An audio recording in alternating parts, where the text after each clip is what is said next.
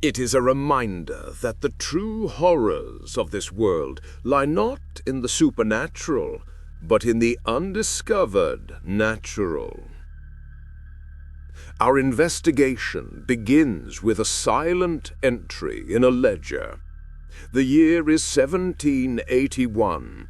The institution is Lloyd's of London, the nexus of global maritime insurance.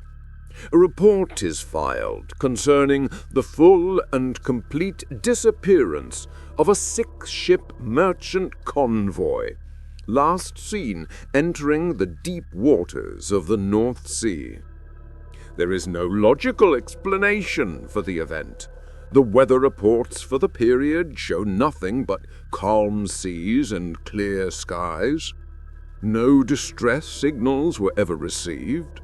No wreckage was ever found. Not a single splinter of wood, not a scrap of sail, not one floating body. 6 vessels carrying hundreds of men and a fortune in cargo had simply vanished from the face of the earth. In an age of sail, where storms and piracy were known and quantifiable risks, this was something else entirely. It was a statistical impossibility, a maritime enigma that suggested a force for which the actuaries at Lloyd's had no column. To the cartographers and insurers of the 18th century, the event was a mystery.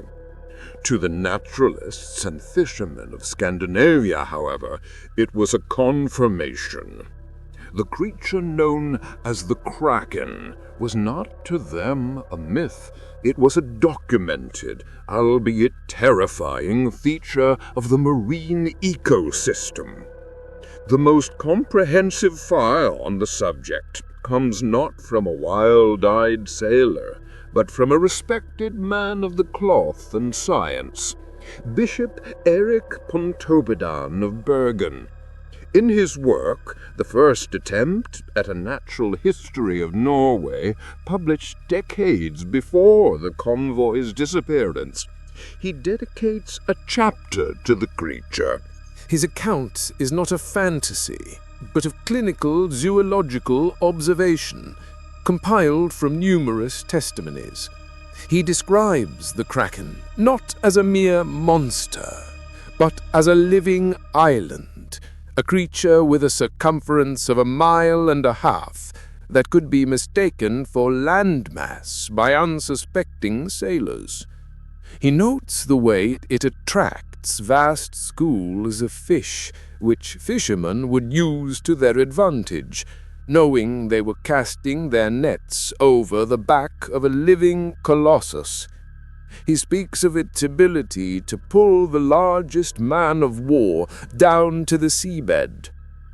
Pontoppidan's account itself draws from older, deeper legends, the Norse sagas of the Hofgufa, the sea mist, a primordial Leviathan that was one of the 3 great monsters of the ocean deep. These were not ghost stories. These were hazard warnings. The hunting methodology of the Kraken, as reconstructed from fragmented accounts, is a study in abyssal horror. The encounter does not begin with a roar or a sudden attack, but with a subtle, unnerving change in the ocean itself. The ship is suddenly caught in a powerful, inexplicable current, pulling it against the wind.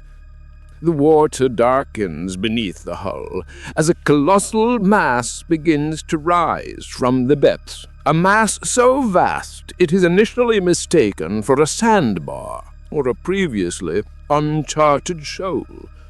Then the surface breaks, but what emerges is not the head of a beast, but the terrain of one, a vast, slick expanse of mottled flesh, larger than the ship itself, rises to meet the air. And then come the arms. They are not tentacles in the conventional sense. They are living towers of muscle, thicker than the mast of a galleon, studded with suckers the size of dinner plates. They erupt from the water, moving with an intelligent, horrifying speed.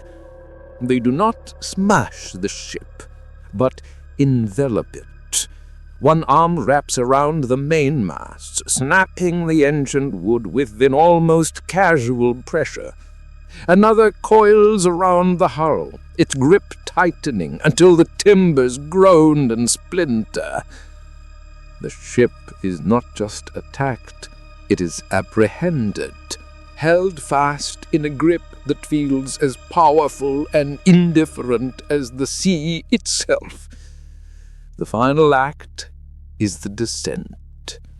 The creature submerges, and as it does, it creates a swirling, escapable vortex, a whirlpool that pulls the ship, the crew, the wreckage, and all evidence of their existence down into the crushing, eternal darkness of the abyss.